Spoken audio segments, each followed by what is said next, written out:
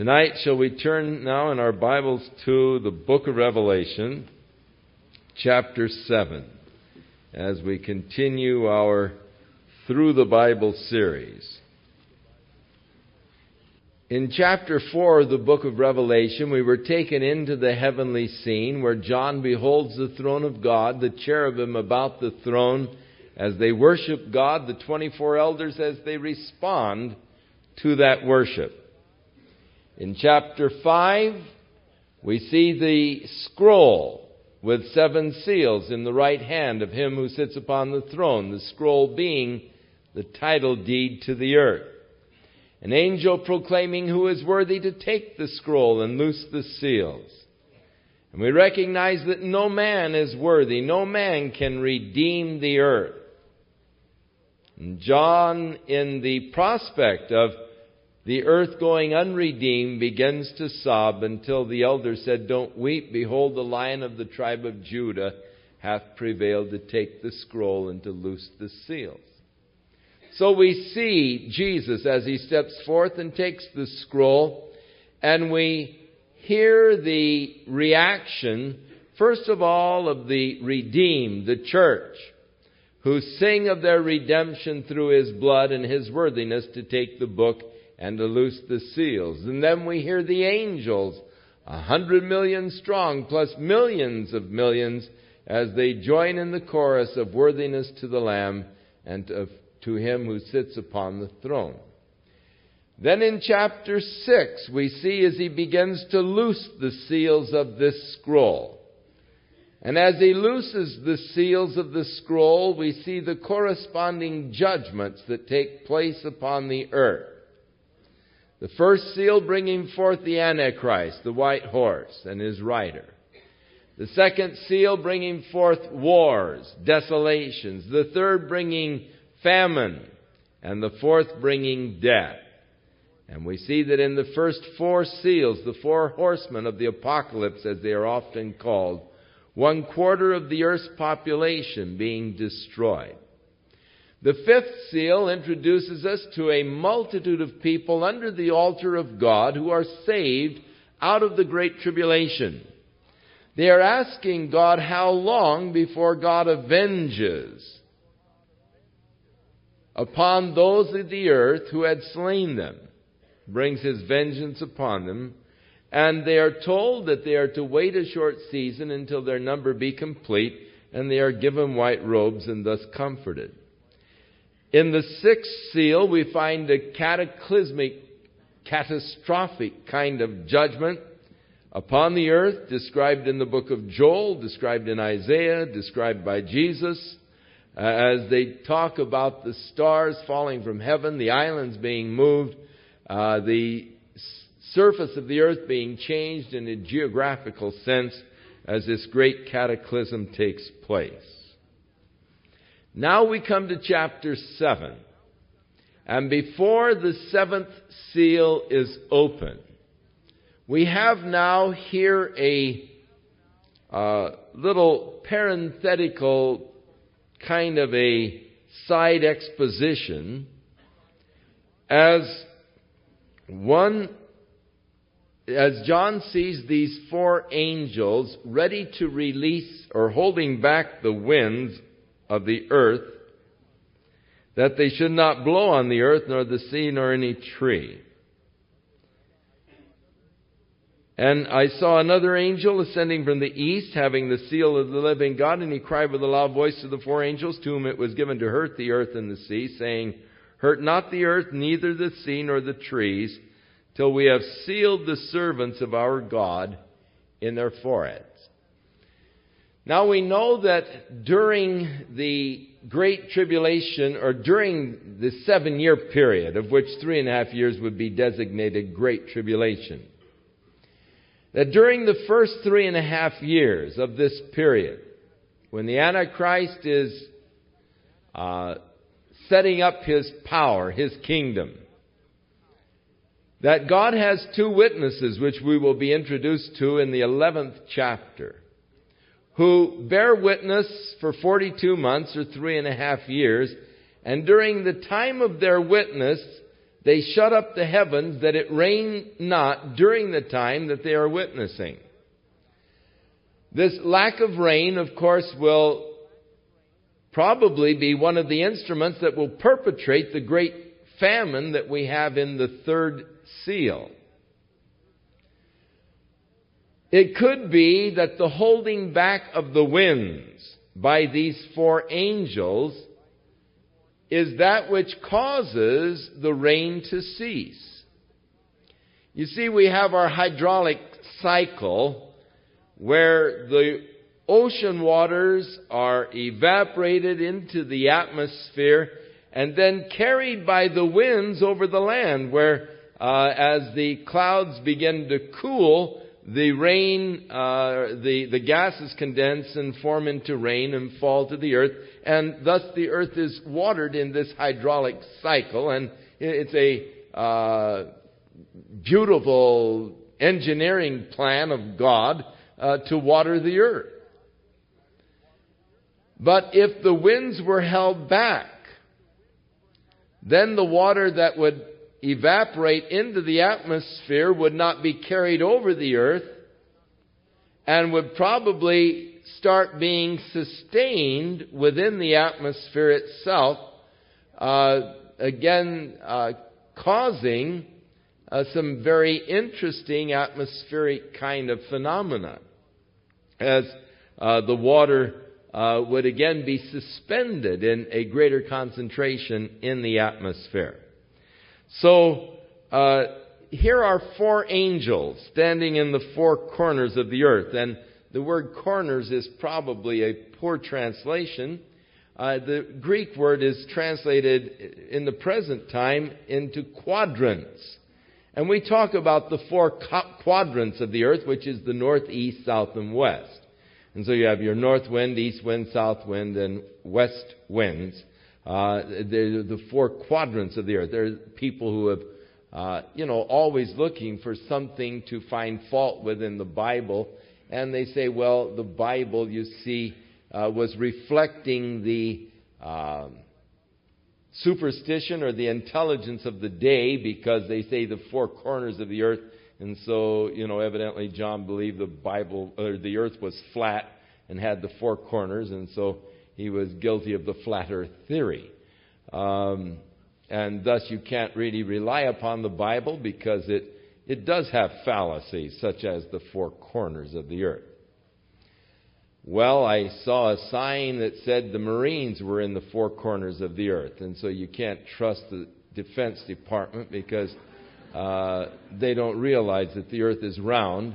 They think that it has corners. No, the idea is the quadrants, north, east, south, and west. But interestingly enough, the physicists and all now declare that there really are four corners on the earth. The earth isn't actually round, that the poles are flattened somewhat to make the bulge at the equator, and so the earth is more of an elliptical shape, but the bulge actually creates about four corners of the earth. And that's one of the latest declarations of those men who study such things. But it's talking about the four quadrants, the four winds, the north, east, south, and west wind. And it is interesting to me that these angels, and they must be very fascinating creatures, have the power to hold back the winds that they blow not. Here they're holding back the winds. But they are told by this other angel who ascends from the east, having the seal of the living God, crying with a loud voice to the four angels to whom it was given to hurt the earth and the sea, saying, "Don't hurt them until we have sealed the servants of our God in their foreheads." And I heard the number of those that were sealed, and there were 144,000 of all the tribes of the children of Israel. Now that's very plain, isn't it? How many are sealed? 144,000. Who are they? of all of the tribes of the children. What can be plainer than that? Now, a lot of people have trouble with the book of Revelation because they say, well, you just can't understand it. You see, the 144,000 doesn't really mean 144,000. It's a symbolic number. It's 12 times 12,000. And 12 being the number of human government. And, start getting into it further and further and further. And so it means that one man is going to rule 1 month during the 1,000 years of the kingdom age, and you get all kinds of weird speculation out of this. And, of course, the Jehovah's Witnesses say, hey, we are the 144,000, And Herbert W. Armstrong, in his Plain Truth of the World Tomorrow, says, no, we're the 144,000. And if you will double and triple tithe to the Church of God, you can become one of the 144,000, the inner circle, and when the precise time comes, we will send you a telegram that you can flee to this wilderness where we have prepared survival for the 144,000. And so they're trying to be the 144,000 as the Jehovah's Witnesses are trying to be the 144,000. And many other groups have tried to take this identity upon themselves. But obviously in doing so, you have to disregard the text itself, and you have to start reading into the text and say, well, no, God didn't mean what He said. That's all symbolic language. It's all in a spiritual sense, and we are spiritual Israel, you see, and I'm of the spiritual tribe of Asher and Benjamin or whatever. But just to keep this kind of speculation from taking place, the Lord then lists the 12 tribes. Now, you are familiar with the fact that there are actually 13 tribes. Are you not? You remember when Joseph came to Jacob, or vice versa, Jacob came down to Joseph in Egypt, having thought he was dead for many years. Now discovering him to be alive and one of the leaders of Egypt, Jacob, this elderly man, came down to Joseph. And when Joseph came to his father Jacob, he brought his 2 sons, Ephraim and Manasseh. And Jacob said unto Joseph, these 2 sons are mine. Whatever sons you have born after these can, be yours, but these 2 sons are mine. And he claimed the 2 sons of Joseph, Ephraim and Manasseh. And so Ephraim and Manasseh both became tribes in Israel. And so the tribe of Joseph is divided into 2, into the tribes of Ephraim and Manasseh. So the Levitical tribe became the 13th tribe, but was usually not numbered among the tribes. For instance, in the division of the land, there was no portion for Levi because the Lord was their portion. So the land was apportioned into 12 sections, one for each of the tribes, and Ephraim and Manasseh both received their allotments. Now, as a rule, you don't read of the tribe of Joseph because it was into 2 tribes. Here we find the tribe of Joseph and the tribe of Manasseh. So when it refers to the tribe of Joseph, no doubt it is the tribe of Ephraim because Manasseh is also listed as being sealed, the 12,000 here in the 7th chapter. And so the interesting thing is that the tribe of Levi is also listed here, but the tribe of Dan is thus omitted. Dan was the first of the tribes to go into idolatry. If you go to the Tell of Dan in northern Israel today, they have excavated quite a large area of pagan worship, as the tribe of Dan was the leader in idolatry, the first tribe to go into idolatry. And it could be that is the reason why God has not sealed them from some of the things that are going to transpire during the Great Tribulation period. You find, as we move along in the book, that the 144,000 who are sealed are protected divinely by God from many of the judgments which are going to come upon the earth. So, 12,000 of each tribe, the tribe of Judah being listed first, because Reuben lost his birthright because of his going into his father's concubine.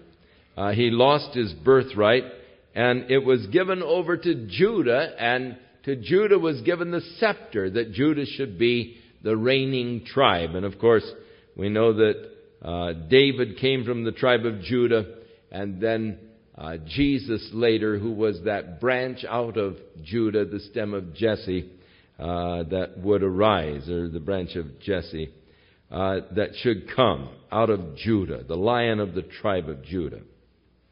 So the tribe of Judah listed first, and then Reuben, who was the oldest son but lost his ranking, and of Gad, and of each of these sons, the 12,000. And after this, verse 9, so that's our 144,000. They're sealed now. Later on, we'll come across them again as we see them protected from various judgments that are coming. After this I beheld, and lo, a great multitude which no man could number, of all of the nations and kindreds and people and tongues.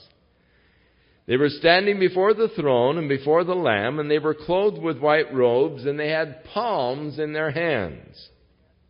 And they cried with a loud voice, saying, Salvation to our God, which sitteth upon the throne, and unto the Lamb. Now, interesting, they're clothed with white robes, palms in their hands, and what is their cry? Salvation.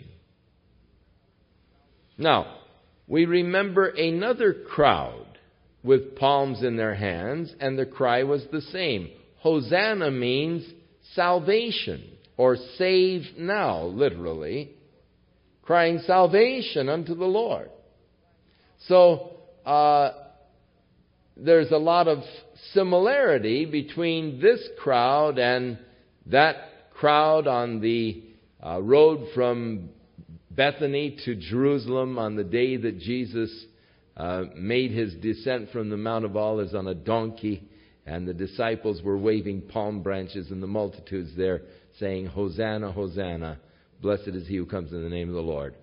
Save, or salvation, salvation, blessed is he who comes in the name of the Lord. So here is the crowd now in heaven, a great number of them. However, these are from all over the world, from all of the various races, ethnic groups. Their cry is the same, salvation to our God, which sits upon the throne, and unto the Lamb. And all of the angels stood round about the throne, and about the elders, and the four living creatures of the cherubim, and they fell before the throne on their faces, and worshipped God, saying, So be it. Blessing and glory and wisdom and thanksgiving and honor and power and might be unto our God forever and ever. Amen.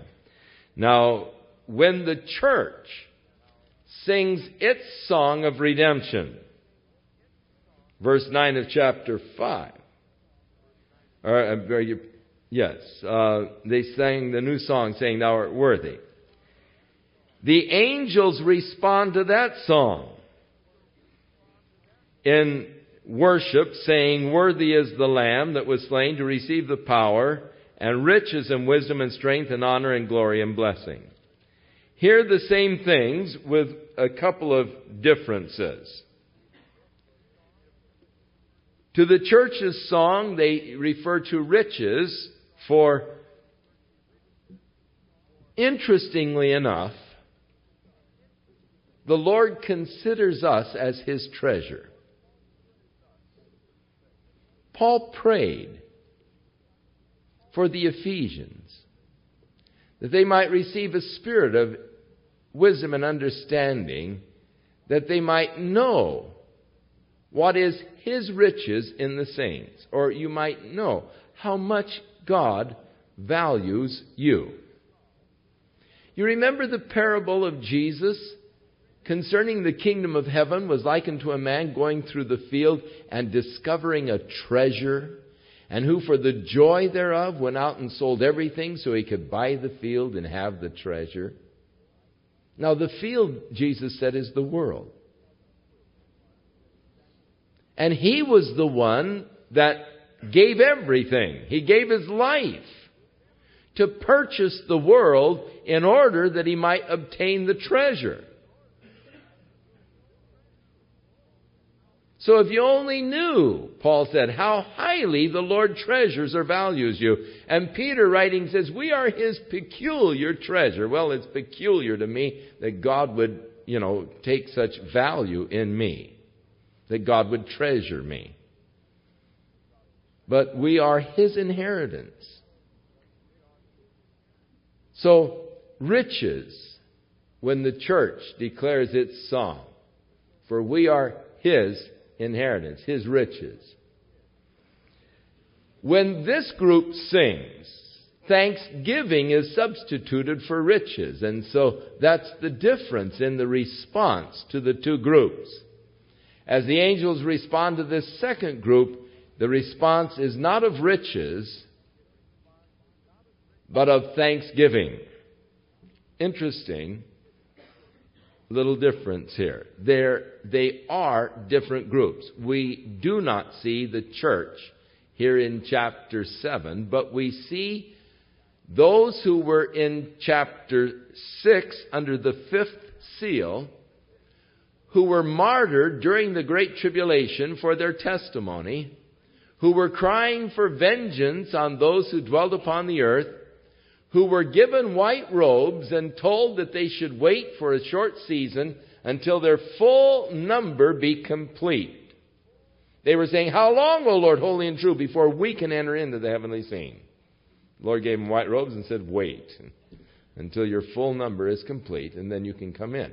Now we see their number completed. We see them entering into the heavenly scene. And this is really taking us on out to the end. And so in chapter 7, as we have this little vignette, it's one that now takes us out and shows us the whole picture. And then we'll, of course, come back to the seals again when we get to chapter 8. So this is just a little side view and a side journey and a view of this little segment here on out to the end. So, the angels respond to their song of salvation, worshiping God and ascribing to God the blessing and the glory and the wisdom and thanksgiving and honor and power and might unto our God forever and ever, so be it. Now one of the elders asked John a rhetorical question, saying, what are these which are arrayed in white robes, and where did they come from? Who are they, John? Where did they come from? And it was a rhetorical type of a question that was designed to open the door for an answer. It wasn't really looking to John for an answer, but it was just designed to open the door to give the answer to John. And I said unto him, John said, Sir, Kurios, often translated Lord, thou knowest. And he said unto me, these are they which came out of the great tribulation, and have washed their robes and made them white in the blood of the Lamb. Therefore, they are before the throne of God, and serve him day and night in his temple. And he that sitteth on the throne shall dwell among them. Now we find that ultimately these are to receive all of the rights and the privileges of God's redeemed people, the church. At the present time, they were not allowed to come into the scene in chapter 6, the fifth seal. Now that they come in a serving capacity, serving him in his temple day and night. Whereas the church is reigning with him, and the promise to the church is that they would reign with him. Unto him who loved us and purchased us with his blood. And we shall reign with him. These are serving him there in the temple of God. And he that sits upon the throne shall dwell among them. Now, they came up out of the great tribulation, which means that they were no doubt martyred during this tribulation period.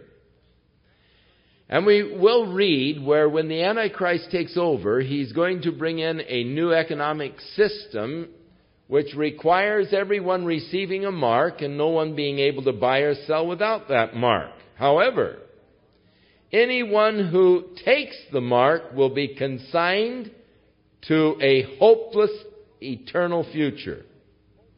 No hope for salvation for anyone who takes the mark of the beast. So, they have power, though, to put to death those that refuse to take the mark. Of course, not being able to buy or sell, you could probably starve to death quite easily. So, a great number of people will be saved after the church is raptured. Now, there is an indication that those that will be saved after the rapture are those who had never heard the gospel before. That indication comes from Paul in writing to the Thessalonians, his second epistle, talking about the coming of the Antichrist. He declared that because they did not want to believe the truth, God gave them over to deception that they would believe the lie. So those who have consciously and willingly rejected the truth that is in Jesus Christ, when the Antichrist comes, will bring a strong delusion, and God will allow them to be deluded because they did not want to keep the truth. But there are perhaps 2 billion people on the earth today who have never heard the message of salvation through Jesus Christ. During this period of time, the message of salvation will be declared by the 144,000 that have been sealed. It will also be declared by angels flying through the midst of heaven. And among the 2 billion people who have never heard the saving grace of God through Jesus Christ, there will be many who will receive the witness and the message of the 144,000 and of the angels and will be saved, martyred, and brought into the heavenly scene. A great number that no man could count, we are told. From all over the world, from all of the nations, kindreds and peoples and tongues. So, an interesting group in heaven. John did not recognize them. Had they been the church and the elders said, "Who are these? Where did they come from?" John would say, "Well, that's the church, you know. I know them. I'm a part of that group."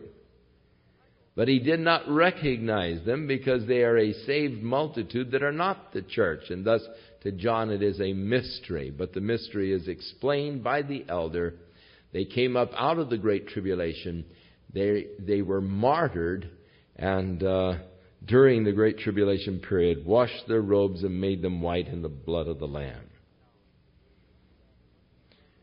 Now, they shall hunger no more, neither thirst any more. As we proceed on into the further judgments of God that are going to come upon the earth, we find that the fresh water supplies are going to be polluted. So that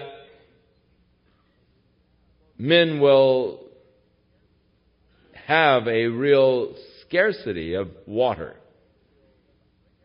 Not only, of course, if it doesn't rain for 3.5 years, that's going to deplete the water. Also, imagine what would happen even here in Southern California if there were 3 years without water. It wouldn't take long to use up our supplies.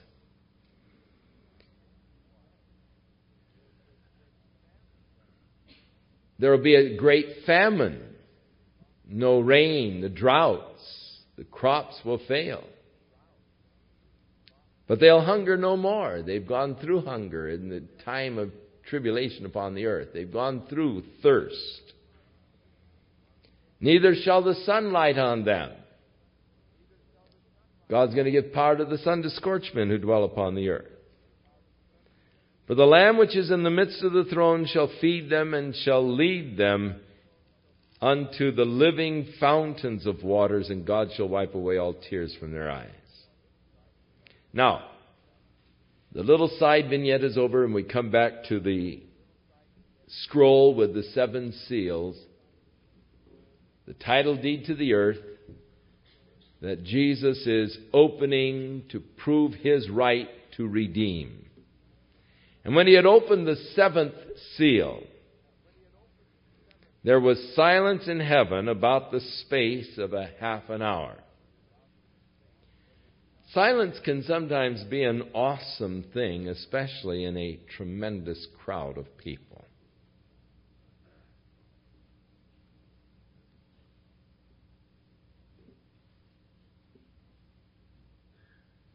You see what silence for 15 seconds does. It seems like it expanded, quiet, and it's sort of an awesome thing. And they're in heaven, vast multitudes. We've been singing, we've been worshiping, we've been seeing all of the activity that is there. Suddenly there is silence when this 7th seal is opened. Sort of an awesome time. Now, out of the 7th seal, there will proceed now 7 trumpet judgments. In these pyrotechnic displays during the 4th of July, you've seen these skyrockets that burst open. Big flash. But then from that, there will be a secondary, and just about the time the big first one begins to fade, then there will be that second one that comes out of it, another flash. And that's about what we have here. The 7th seal is open, and poof, here comes the second series of 7 judgments. Out of the 7th seal, the 7 trumpets now burst out. When you get to the 7th trumpet, then the 7 vials of God's wrath, which complete the plagues, will be bursting out and coming forth. And so, the silence about the space of a half hour in heaven, just before now this second series of judgments.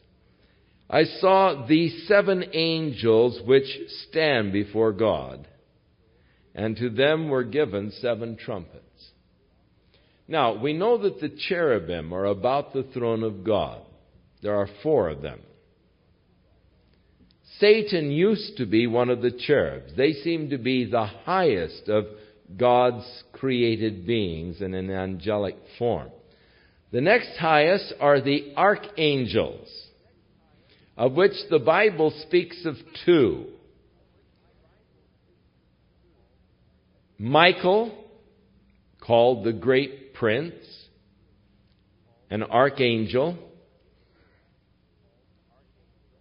Gabriel, when he announced himself to the father of John the Baptist, Zacharias, he said, "I am Gabriel who stands in the presence of God." There are 7 angels that stand there in the presence of God, who are dispatched by God on particular missions. Now, in the one of the apocryphal books of Enoch and also Tobit, Raphael is also named as one of the 7 angels. Also in Enoch is named Uriel and Sacriel, and he names a couple of others. But here are 7 angels who stand before God. And to them were given 7 trumpets. And another angel came and stood at the altar, having a golden censer. And there was given unto him much incense, that he should offer it with the prayers of all of the saints upon the golden altar which was before the throne. I believe that this other angel is Jesus Christ, and we see him now in his work as a mediator there in heaven, as our great high priest. Now you remember on earth, the high priest would go in and offer before the Lord the sacrifices for the people. And within the temple daily, the priest would go in and would take these little incense burners with the coals from the altar and offer them. The smoke of the incense would arise before the altar, which was called the mercy seat, which was outside of the Holy of Holies. Daily, they would go in and offer this incense. Now, the earthly tabernacle was a model of heaven, as we have told you. So again now we see the actual scene in heaven, of which the earthly tabernacle was the model. But we see this angel, who, as I say, I believe to be Jesus, with a golden censer, offering with much incense the prayers of all of the saints upon the golden altar which is before the throne, of which the altar in the tabernacle of the mercy seat was a model. And the smoke of the incense which came with the prayers of the saints ascended up before God out of the angel's hands. And so here are the prayers of the saints again being offered before God as incense. Now we found this happen back in chapter 5 when the Lamb came and took the scroll out of the right hand of him who sat upon the throne. The elders took the little golden bowls filled with odors, which are the prayers of the saints, and they offered them before the throne of God. That's when the church burst out singing, "Worthy is the Lamb to take the scroll." But our prayers are often referred to as a sweet-smelling savor unto God. That they ascend unto God as a sweet-smelling savor. So here again, the prayers of the saints being offered with incense before the throne. These are possibly the prayers of those souls that were under the altar in chapter 5, saying, "How long, O Lord, before you avenge our blood?" Now that God is going to pour out the second series of judgments, these prayers of the saints who were asking God to avenge their blood against those on the earth who had slain them, it could be that these are the prayers that are being offered at this time. Back in chapter 5, when Jesus takes the scroll, the prayers that are offered at that time are those prayers that you have offered when you said, "Thy kingdom come, thy will be done in earth even as it is in heaven." Our prayers will be offered at that time, because when he takes the scroll, that's the kingdom coming. I mean, that's getting the earth ready to establish God's kingdom. And so at that time, those are the prayers that will be offered. Now, as we're getting ready to see these judgments, the prayers that those saints had offered for vengeance upon those who had slain them. I often pray, "Lord, how long before you clean up this mess?" The corruption that is in the world, the corrupt people that are in the world, the corrupted morals. And when men kidnap a little girl, 3, 4 years old, abuse them, and then kill them, I say, God, how long before you take vengeance on them? Bring judgment on them. I mean, I really get excited over these things. And I really pray, Lord, how long are you going to let this go on? This corruption and all go on. The day is coming. God will judge the earth.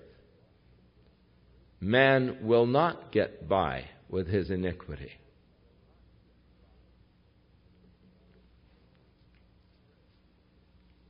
And so the prayers of the saints upon the golden altar before the throne, and the smoke of the incense which came in with the prayers of the saints ascended up before God out of the angel's hand.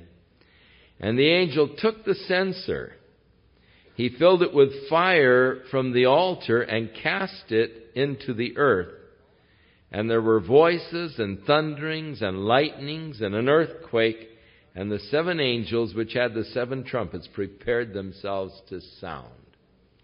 And so we see a spectacular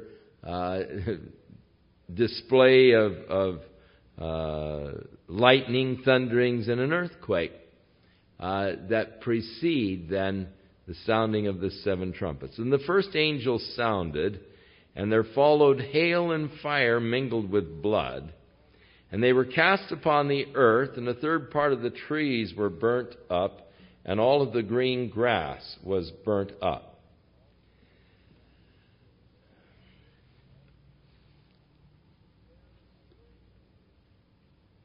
There is in our solar system an asteroid belt that does create great concern to many of the scientists and astronomers. Outside of Tucson, Arizona, they have established the KIT telescope. In fact, it's quite a group of telescopes out there on Kit Mountain. And one of the main objects of research is that of charting and plotting and searching for asteroids that do present a real threat to the earth. There are some 2,000 asteroids that have already been identified whose orbits can ultimately bring them into a collision course with the earth. There are another 2,000 with the possibility of their orbits bringing them into a contact with the earth. The scientists are actually discussing preventative measures that might be taken should we discover one of these trajectories of the asteroids to be an immediate threat, say within the next year or so, to send somehow a space shuttle out there to try to somehow redirect the asteroid away from a collision with the earth, because an asteroid of 1 kilometer impacting the earth would do more physical damage than an all-out nuclear warfare. The only thing it would not have would be the radiation after effects. We know that the Earth has shifted from its polar axis. We know that the northern area of the North Pole, up in those areas, the Arctic Circle, was not always an Arctic Circle. It was not always a frozen waste. It was not always covered with ice. For there in the ice they have found mastodons, perfectly preserved, frozen, there in the ice, with tropical vegetation in their digestive tracts. It is believed by many scientists that the shift of the polar axis could have taken place as the result of an asteroid impacting the Earth. They believe that the crater there in Arizona, outside of Winslow, that is 3 miles in diameter, 522 feet deep, that this crater was formed perhaps by an impact of an asteroid. And that was large enough, if the impact came at the right direction, coming in at the right direction, could have jerked the Earth. In other words, you take and here's a ball that's spinning, and suddenly you hit that ball with tremendous force. You can stop the spin of the ball, or you can cause the ball to flip over. So an asteroid hitting the Earth would cause it to flip, and suddenly these mastodons, who were living 1,600 miles away from all of this polar Arctic ice, the Earth gets jerked in just a moment's time, 1,600 miles, and suddenly this tropical area is under this cold air mass of the pole, and immediately they are frozen in this 50, 80 below zero kind of flash freeze. As suddenly they're under this mass of Arctic air. And they believe that that is perhaps the cause of the mastodons being found there, the polar shift taking place instantly from some perhaps impact of an asteroid. Now, they have talked about disintegrating an asteroid with an atom bomb. If we see one that's, going to impact, to go out there. But then they've talked about the problem, if they blow the thing apart, then you're going to have several asteroids impacting. And that would not be, you'd only compound your problem. But they are actually studying methods by which they can deter the asteroid from its orbit that would impact the Earth. It is a tremendous concern of the scientists today, and we are spending millions of dollars in research and study to protect the Earth from this kind of a danger that does exist. The chances of an asteroid impacting the Earth this year are 3 in a million. So, say not much of a chance. But yet, it is there. It does exist. They have impacted before. We believe, or the scientists believe, that in 1906, that great cataclysmic catastrophe in Siberia flattened huge trees, laid them over like toothpicks for several hundred miles. They believe that was perhaps an asteroid impact.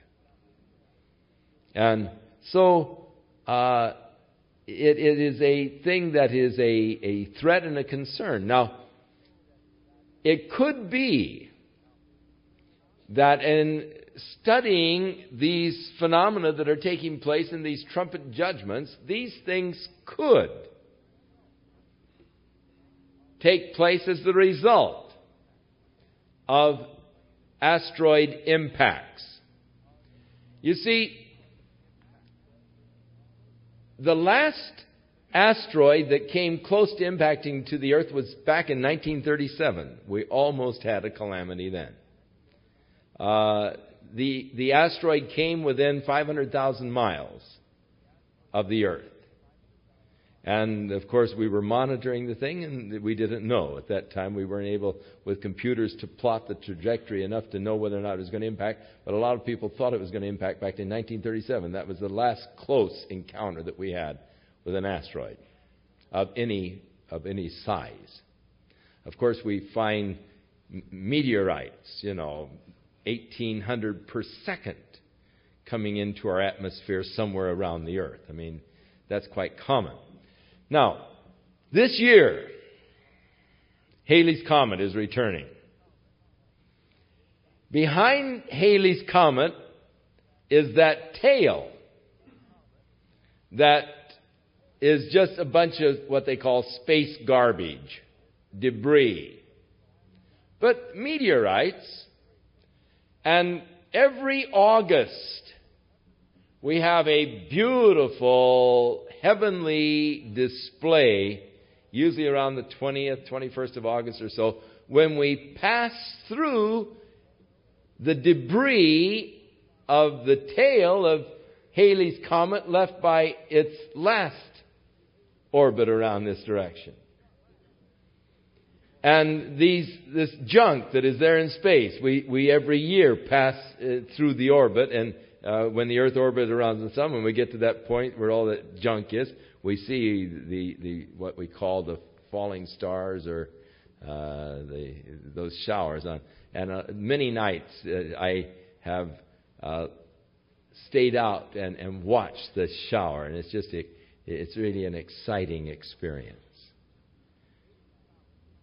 Now, Halley's Comet will probably not be visible to us this year, because it's going to orbit on the other side of the sun, going to take and turn away. It may be that we'll be able to see a little bit of the tail as it moves away from us and begins to leave. The gravitational pull of the sun will pull off more of the tail and bring it into our solar system, so that we could very well have some interesting meteorite showers and all in the next few years, as the sun will pull off a lot of the debris from Halley's Comet as it turns and starts to escape. Not all of the tail will escape. A lot of the debris will be pulled by the gravitational strength of the sun. But this strong asteroid belt is out near the planet Jupiter. But sometimes they're pulled out of their orbit there and are brought into a collision course with the Earth. And it is something that is being studied, and it's quite interesting to the scientists. Now, we find Jesus saying that the stars of heaven are going to fall like a fig tree casting forth its untimely fruit. In other words, some of these meteorite showers that we've seen are nothing to be compared with what's going to happen during the Great Tribulation period. And some of these things that are transpiring do sound like perhaps impact with asteroids and the effect that it would have. So the first angel sounded, followed a hail and fire mingled with blood, cast upon the earth. Now remember, the earth has gone through a period of 3.5 years drought. So all of the trees are very dry and all, and with this fiery shower hitting the earth, the trees and the dry grasses and all will be like tinder. A third part of them will go up in smoke. The second angel sounded, and it was like a great mountain, and this now does sound like an asteroid indeed. A great mountain burning with fire falling in the sea. Fortunate. Had it impacted on the land surface, probably would have created another polar axis shift. But this great mountain of fire, huge meteorite or asteroid, falling into the sea. And a third part of the sea became blood, probably the explosion of the thing, the disintegration into dust, coloring the sea, turning it a blood red, like a red tide that we often see. And the result of it would be, as the red tide, the killing off of the fish. And so a third part of the creatures which are in the sea that had life died. And a third part of the ships were destroyed. The ships were probably destroyed by a tidal wave that would be created by such a impact. And so if you had the sea probably being the Mediterranean Sea, so if you had your yacht parked or docked in the Mediterranean somewhere, you'd probably lose the thing. A third part of them will be destroyed by this second trumpet judgment. The third angel sounded, and there fell a great star from heaven, burning as a lamp, and it fell upon a third part of the rivers and upon the fountains of waters. And the name of the star is wormwood. The word is also translated hemlock. It's a bitter, poisonous substance. And a third part of the waters became wormwood or poisonous, and many men died of the waters because they were made bitter, poisonous, as the result of this third star. Or the star falling from heaven, the third trumpet. Now the fourth angel sounded, and a third part of the sun was smitten, and a third part of the moon, and a third part of the stars. So as the third part of them was darkened, and the day shone not for a third part of it, and the night likewise. So it is quite possible that in this, if it is indeed a meteorite shower, and when these meteorites come into our atmosphere and disintegrate, they turn into dust.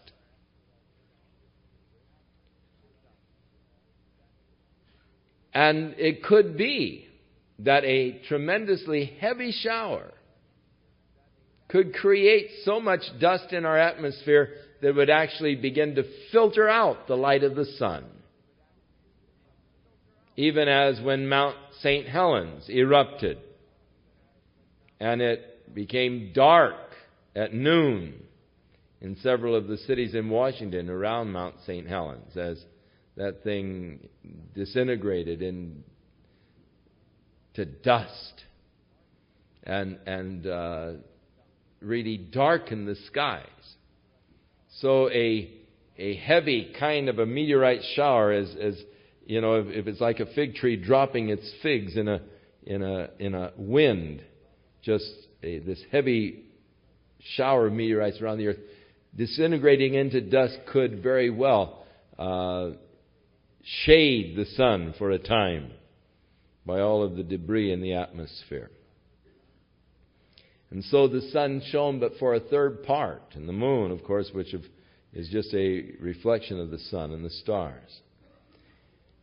And I beheld, and I heard an angel flying through the midst of heaven, saying with a loud voice, Woe, woe, woe to the inhabitants of the earth by reason of the other voices of the trumpet and of the three angels which are yet to sound. Now this word angel here is not the same word that we've been dealing with, angelos, which is messenger, but aetos, which is also translated eagle. And in some of your translations you'll find eagle. The eagle flying through the midst of heaven. But you remember that the cherubim, one of the faces was that of an eagle. So this could be both an angel and an eagle, or one of the cherubim. Certainly it's not an eagle as we know an eagle. They're not able to speak. This one flies through the heavens and warns all of the inhabitants of the earth. So it's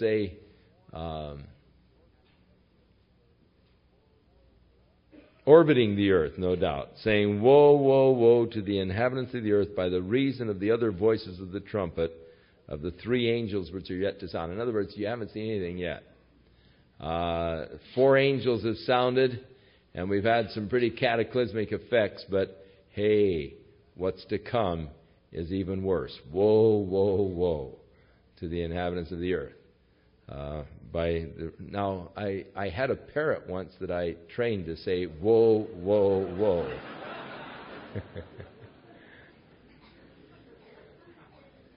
You know, George when people would come into the office, I kept him in the office here for a long time, till my secretary got tired of him and gave him away when I was gone on vacation. And I came home and there was no George, but he'd say, "Whoa, whoa, whoa, sinners," you know.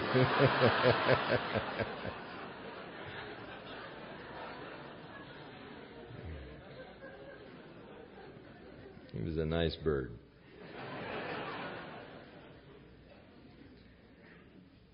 The 5th angel sounded, and I saw a star fall from heaven unto the earth. And it is interesting how that a great mountain of fire burning, a star falling, and these are like fallen stars, and that's why I relate them to perhaps asteroids or meteorites.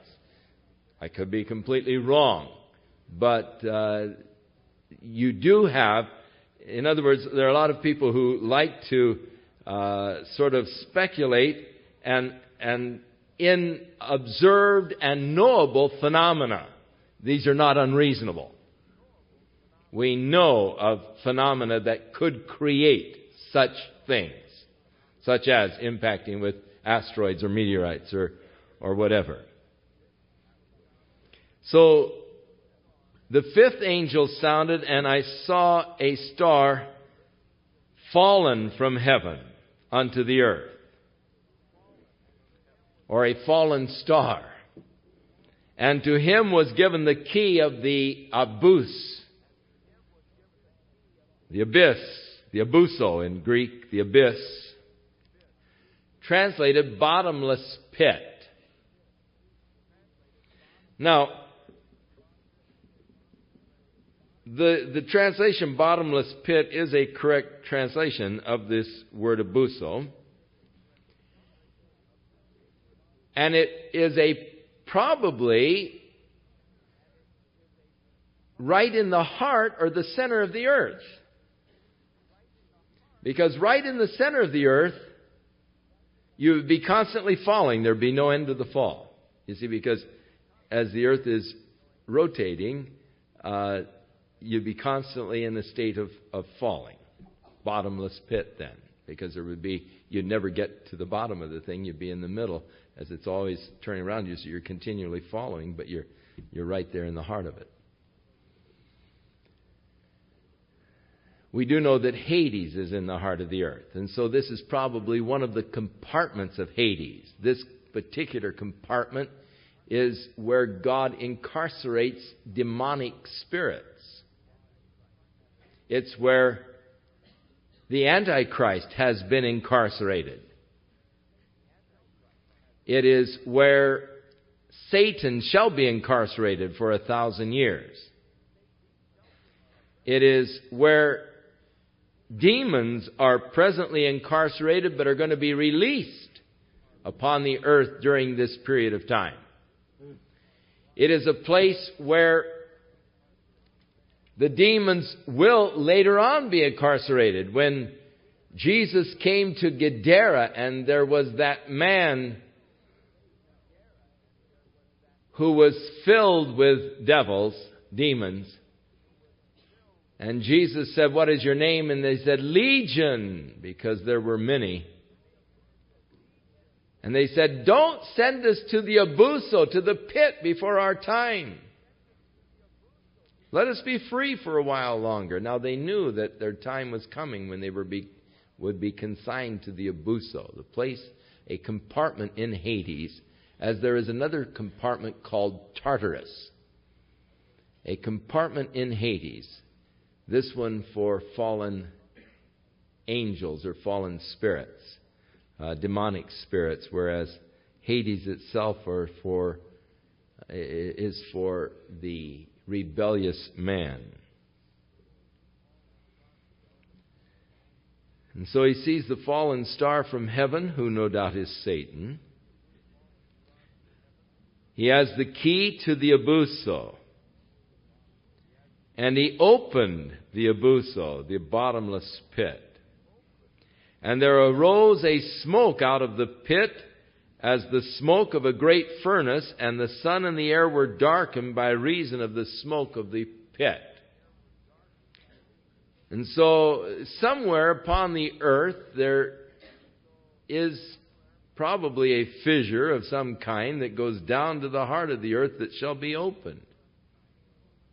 And as it is, like a furnace, this smoke is going to ascend from the heart of the earth, darkening the skies, as the skies were darkened after the eruption of Krakatoa and after the eruption of Mount St. Helens, Krakatoa.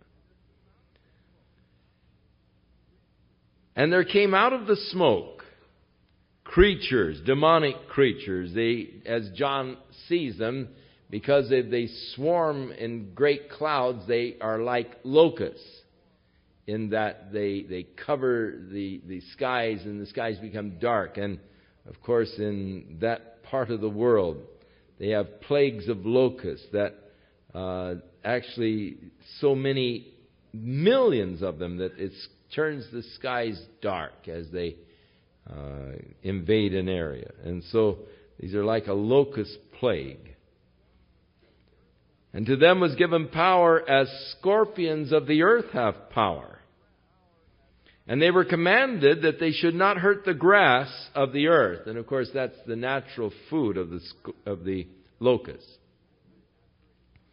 Neither any green thing, neither any tree, the general diet of the locust, but only those men which have not the seal of God in their foreheads. So at this point, God is going to start separating those that have His seal in their foreheads from those who do not. Even as God made a separation in the plagues in Egypt. And there was darkness in Egypt, but in Israel there was not darkness. Frogs in Egypt, but among the camp of the Israelites there weren't frogs. Frogs in their beds, frogs in their kneading troughs and so forth. They would knead their dough, and frogs, just everywhere frogs, except in the area of Israel. God made a separation, a difference, so He will again. And to them was given that they should not kill the people, but that they should be tormented for 5 months. And their torment was as the torment of a scorpion when it strikes a man. Over there in the Middle East, the scorpion, and of course upon the earth there are several varieties of scorpions. But there in the Middle East, the scorpion that is over there has a sting which is purported to be the worst pain of any sting possible.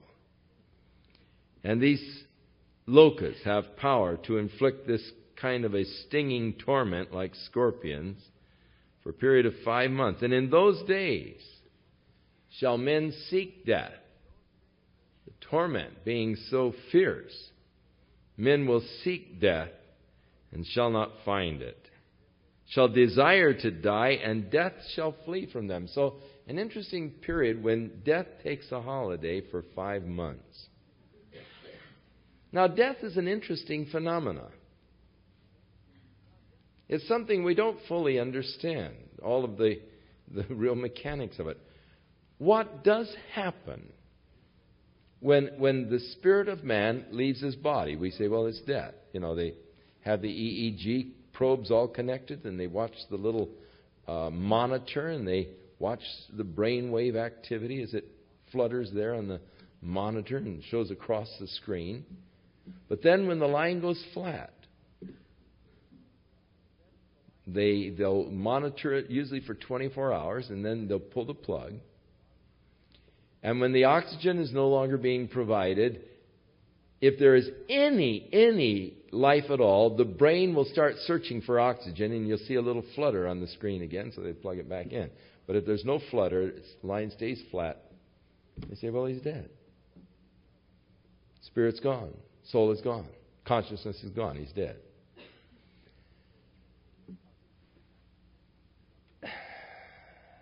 What releases the consciousness? What releases the spirit of man from his body?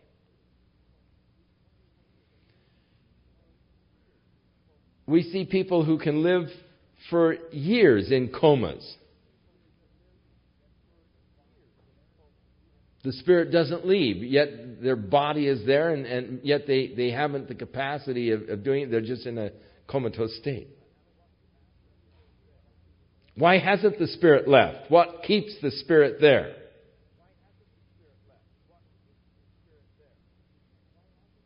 We don't really know for sure. Jesus on the cross dismissed his spirit. He said, no man takes my life from me. I give my life. I have the power to give it, and I have the power to lay it down, and I have the power to take it up again. No man takes my life from me. And on the cross,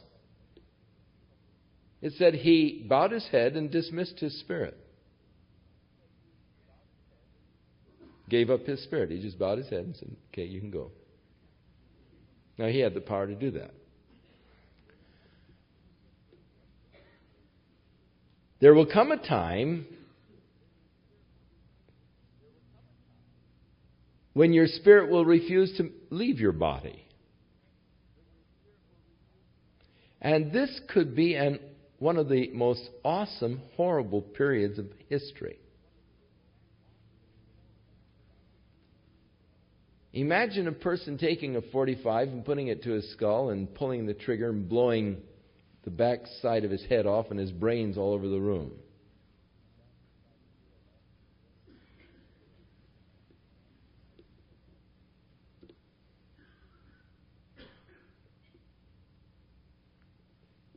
And yet he not dying. The spirit not leaving. And he goes around with this hole in his head. But he keeps on living. The spirit won't leave. That could be horrible. You see, the real me is spirit. The body is the instrument that God has given to me whereby I can express myself. But the body is the medium of expression for me. But the real me is spirit. The real me is not the body. The real me is spirit. Through the body, my spirit can express itself. And that's what God has designed. He has designed the body as the medium by which I can express myself to others, and I can relate to others, and they can relate to me. It's the medium by which we come to know each other, we come to appreciate and love each other. This medium of our bodies by which our spirits express themselves to each other. Now, generally, when through age, accident, illness, disease, or whatever, generally when the body can no longer fulfill the functions for which God purposed, when the body can no longer really express me,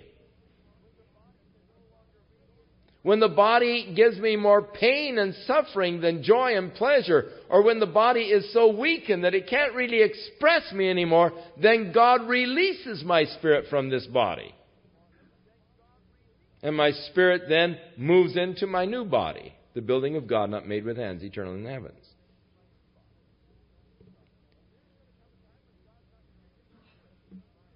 But here's going to come a time when God's not going to release spirits for 5 months. And people will actually seek to die, perhaps mutilate their bodies, and under normal circumstances their spirit would have left. But God's going to let them go on in that condition for 5 months. As I say, it'll probably be one of the most horrible periods in the history of the world, when for 5 months people can't die.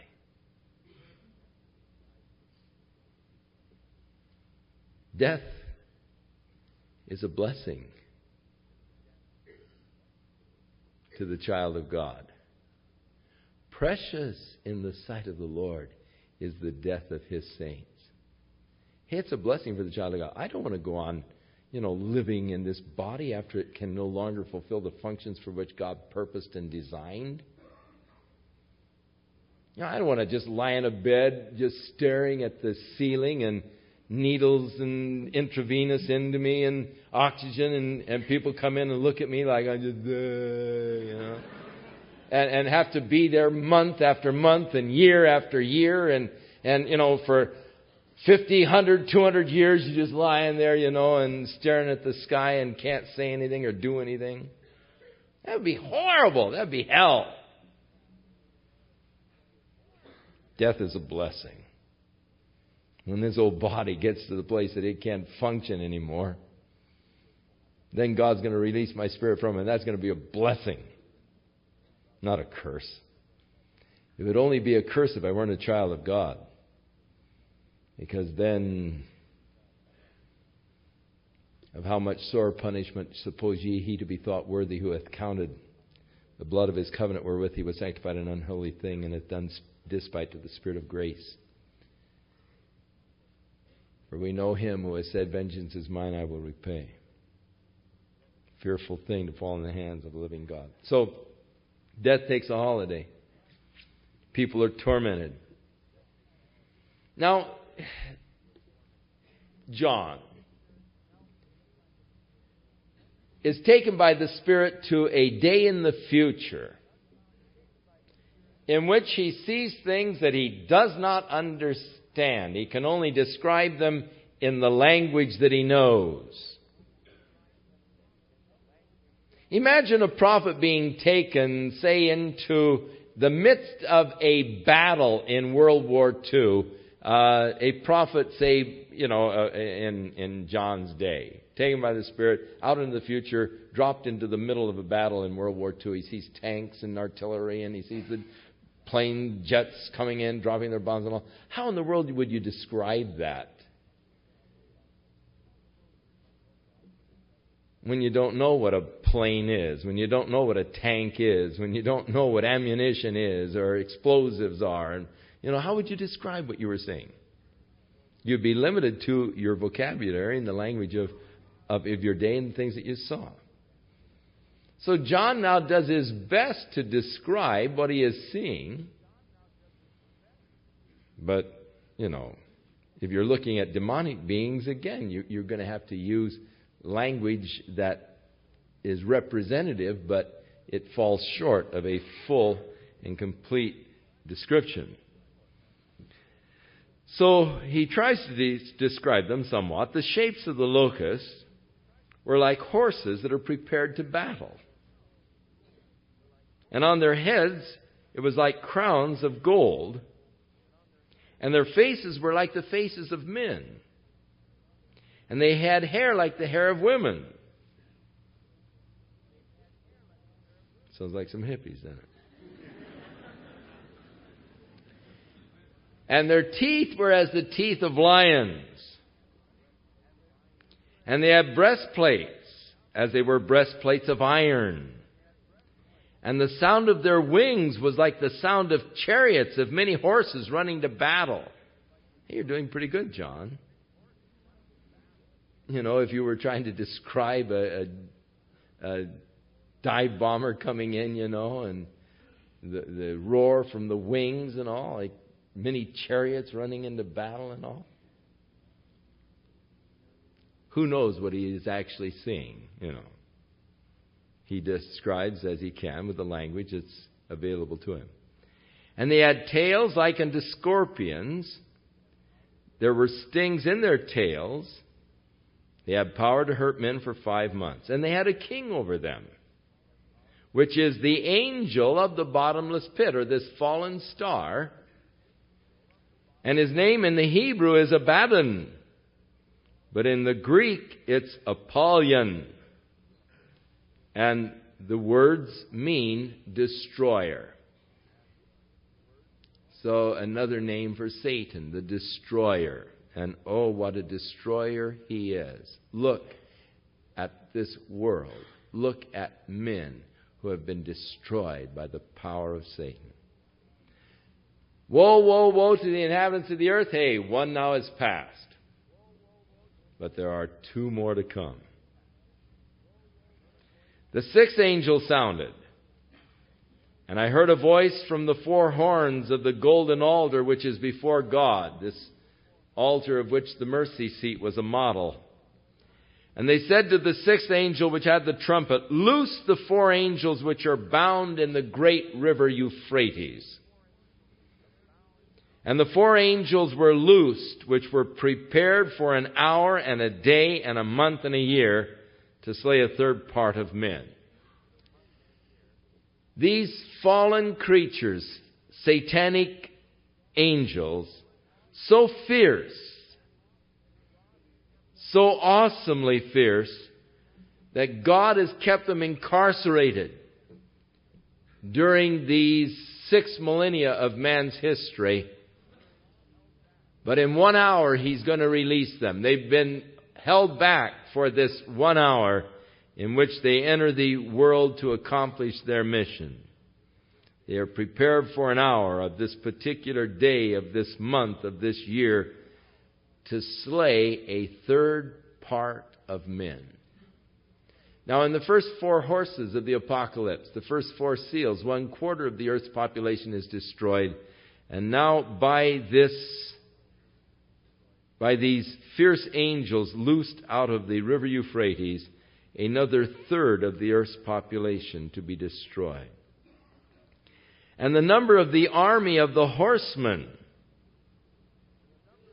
were 200,000 or 200 million, and I heard the number of them. And thus I saw the horses in the vision, and those that were sitting on them, they had breastplates of fire and of jacketh, and brimstone, and the heads of the horses were as the heads of lions. And out of their mouths issued fire and smoke and brimstone. And by these 3 was the third part of men killed, by the fire, by the smoke, and by the brimstone, which issued out of their mouths. And their power is in their mouth and in their tails, for their tails were like serpents, and they had heads, and with them they do hurt. And the rest of the men which were not killed by these plagues, yet repented not of the works of their hands, that they should not worship devils and idols of gold and silver and brass and stone and of wood, which can neither see nor hear nor walk.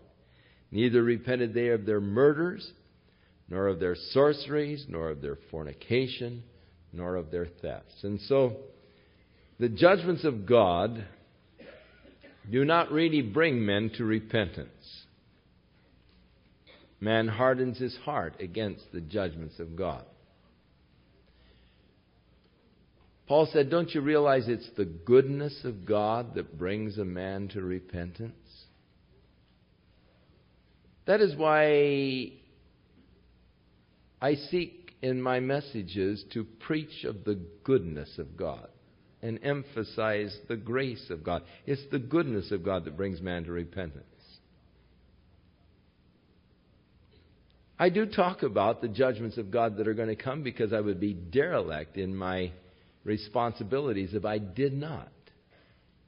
Because that is a fact that must be faced. However, I do not like to make that an emphasis of my ministry, and I don't. Because the judgments of God are only going to harden the hearts of men, and they fail to repent of all of their evil which they do, even in the midst of this horrible period of judgment. They continue their worship of Satan and the representations in the idols.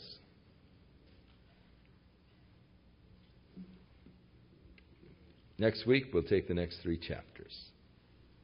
2 woes are past. The third woe is yet to happen. The 7th trumpet, from which will come the 7 vials, the last final plagues. But in the meantime, we're going to have a little interesting digression. Chapter 10, we're going to have a little digression into the glorious return of Jesus Christ. Chapter 11, we're going to be introduced to the two witnesses and to their ministries. Chapter 12, we'll be introduced to several different personages. The woman representing Israel, Satan, the great dragon, and the war between the woman and Satan. And so that's our menu for next Sunday night. May the Lord be with you and watch over and keep you in His love. May you experience the touch of God upon your life, His strength, His help, His guidance, His wisdom. Give the week over to the Lord. Acknowledge Him in all things, that He might direct your path in His way of righteousness as you live a life that is pleasing and accepting unto Him.